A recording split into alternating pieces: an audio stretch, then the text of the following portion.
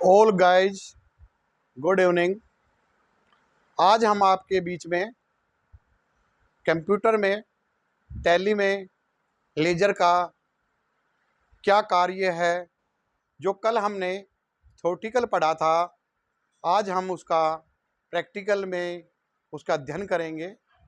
और मेरी वीडियो पसंद आने पर उसे लाइक, शेयर, सब्सक्राइब करें। तो हम अपनी वीडियो ज़्यादा समय ख़राब ना कर अपनी वीडियो को शुरू करते हैं। तो सबसे पहले हम टैली पर क्लिक करते हैं। तो हमने टैली पर क्लिक किया तो अब हमारे पास टैली ओपन हो जाएगी। टैली ओपन करने के बाद मैंने आपको नई कंपनी क्रिएट करना सिखाया था। तो इसमें हम इसका यूज करने से पहले हमें नई कंपनी को क्रिएट करना होगा। तो हम नई कंपनी क्रिएट करते हैं, उसके बाद हम इस पर काम करेंगे।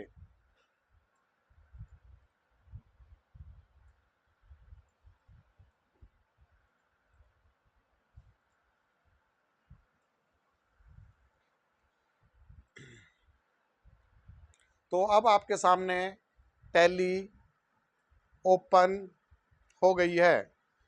तो हम सबसे पहले हम क्या करेंगे कि एक नई कंपनी का क्रिएट करेंगे और फिर जो कल हमने 5 लेजर आपको थ्योरेटिकल रूप में समझाया, उसी लेजर को आज हम नई कंपनी के अंदर आपको प्रोसेस करके कि कैसे वर्क करता है वो सिखाएंगे। तो सबसे पहले हमने सी हाईलाइट क्रिएट किया नई कंपनी। तो हम इसको नई कंपनी को क्रिएट करेंगे।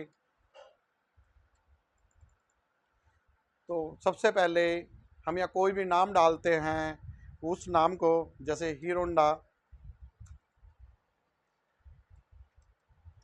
प्राइवेट्स लिमिटेड, इसको हम कोई भी नाम दे सकते हैं। मान लो कि दादरी, एग्जाम्पल है ये आपके लिए। इसके बाद हम इसमें हरियाणा डालेंगे। तो हरियाणा डाला और जो भी इसका पिन कोड नंबर है वो डाल देंगे।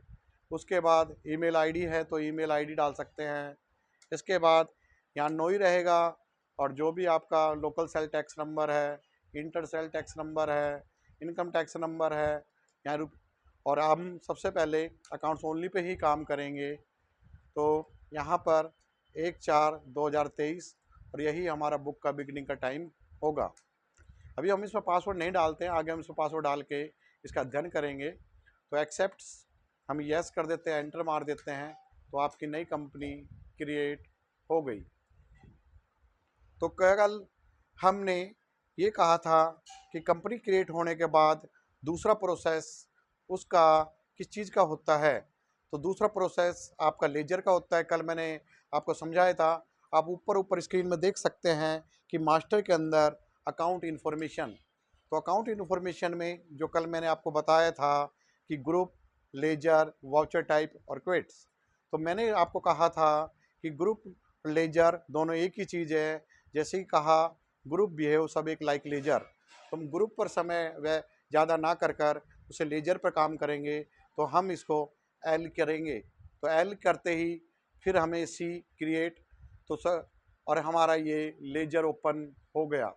अब हम सबसे पहला लेजर, मैंने कल आपको कहा था कि जब कोई स्वामी कंपनी के अंदर अपनी धनराशि लगाता है तो उसके धनराशि से जो वो उत्पादन करता है, जो सामान वगैरह खरीदता है, उसको पूंजी खाता कहा जाता है। तो सबसे पहले हम कैपिटल अकाउंट बनाएंगे, कैपिटल्स अकाउंट्स। और ये हमारा अंडर में मैंने कहा था कैपिटल अकाउंट में जाता है। तो ऑलरेडी आप लिस्ट ऑफ ग्रुप की देख सकते हो कि इसमें लिस्ट और ग्रुप बना हुआ है कि जो खर्चा जिसके अंडर में आता है वो आपके सामने लिस्ट होती है। तो हम यहाँ पर एंटर मारेंगे और आपका देख सकते हो आप कि आपका कैपिटल अकाउंट्स, और आप इसके अंदर कोई नंबर है तो डाल सकते हैं, अन्यथा सीधा कैपिटल अकाउंट में डालें तो आपका ये कैपिटल का लेजर तैयार हो गया। इसी प्रकार हम परचेज अकाउंट बनाएंगे और परचेज अकाउंट भी जो हम माल क्रय किया जाता है वो खाता। तो पी हाईलाइट किया तो पी से संबंधित आप देख सकते हो प्रोविजन परचेज अकाउंट है। तो हम परचेज अकाउंट में एंटर करेंगे और हमारा हो गया। इसी प्रकार हम सेल्स अकाउंट बनाएंगे और सेल्स अकाउंट का सेल्स में डालेंगे, एस से संबंधित सभी हाईलाइट हो जाएंगे, उसको सेल्स अकाउंट में डालेंगे। इसी प्रकार हमने रेंट अकाउंट बनाया था, तो रेंट अकाउंट को हम इनडायरेक्ट एक्सपेंस में डालेंगे और ये हमारा इनडायरेक्ट एक्सपेंस हो गया। लास्ट में हमने कमीशन बनाया था आपका कमीशन अकाउंट्स। ये कमीशन मैंने कहा था कि इनडायरेक्ट इनकम होता है, तो आप इसको इनडायरेक्ट इनकम में ले सकते हैं। तो आपका यहाँ लेजर का जो कार्य था वो कंप्लीट होगा, जो मैंने बताया था उसी प्रोसेस में, कि कैपिटल को अंडर कैपिटल में लेंगे, परचेज को अंडर परचेज में लेंगे, सेल्स को अंडर सेल्स में लेंगे, और रेंट को हम इनडायरेक्ट एक्सपेंस में लेंगे, और इसके बाद कमीशन को हम इनडायरेक्ट इनकम में लेंगे। तो अब इसका करने के बाद आगे का जो मैंने आपको जनरल एंट्री बताई थी उसको भी हम लेके चलते हैं। तो एस्केप से आप बाहर आ जाइए और उसके बाद आप सीधा आप देख रहे हैं ट्रांजैक्शन वोचर। तो ट्रांजैक्शन वोचर में आप अकाउंटिंग वोचर पे जाते हैं। तो कल हमने जनरल एंट्री की थी, तो आज मैं आपको वो जनरल एंट्री भी करके दिखाऊंगा कि कैसे होता है। पर जनरल एंट्री में करने से पहले इसके अंदर अभी फ़िलहाल यूज ऑफ फंक्शन की होता है, जो कल मैं आपको थ्योरेटिकल में समझाऊंगा, लेकिन अभी मैं आपको वैसे समझा देता हूँ कि अकाउंटिंग वोचर के अंदर हमने जो 5 ट्रांजैक्शन की थी वो कैसे होती है, क्या होती है, उसको अध्ययन करेंगे।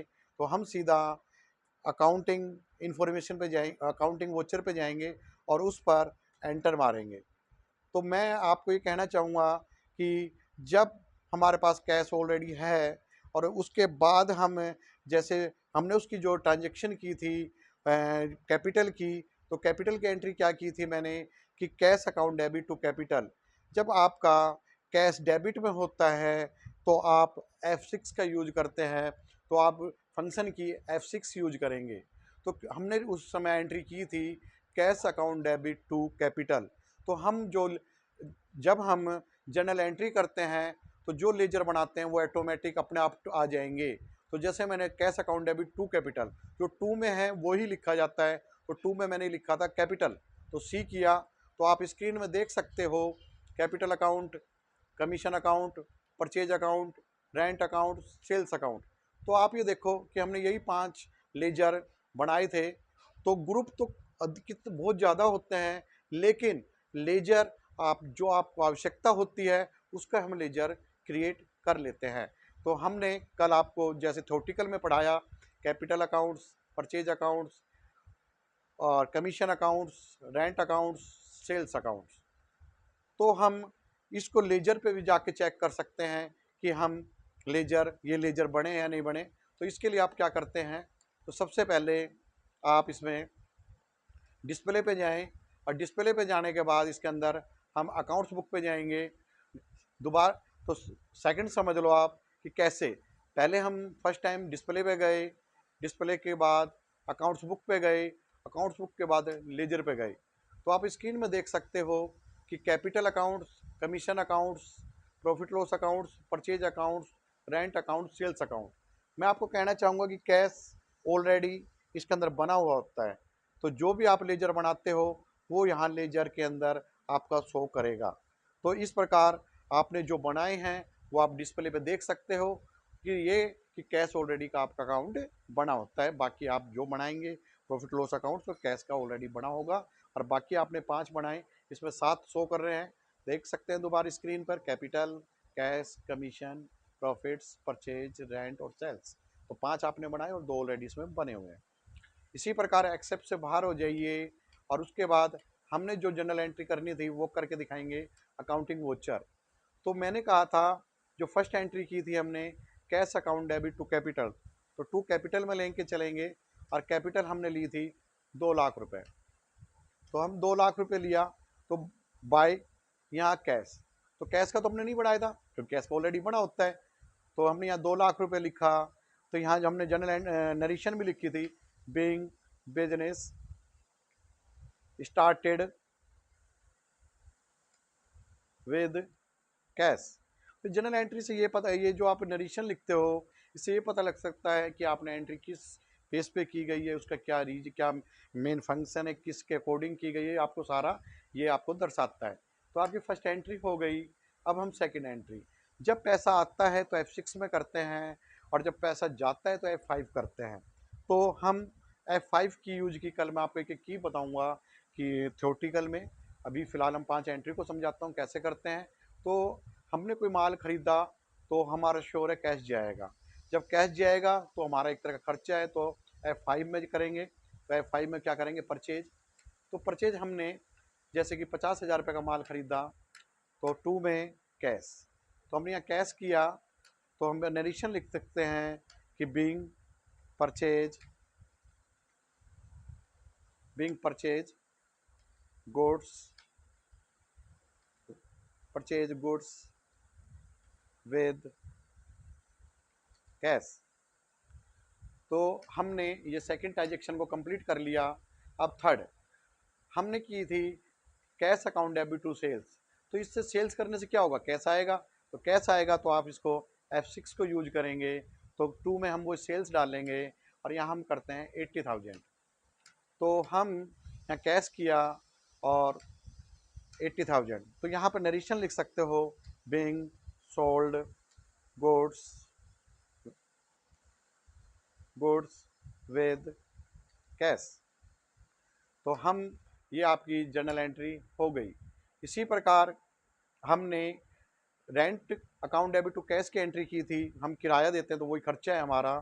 तो रेंट किया हमने, रेंट हमने दे दिया मान लो 5,000 रुपये। तो rent account debit to cash ये, तो हमने यहाँ कर दिया बीइंग रेंट पेड विद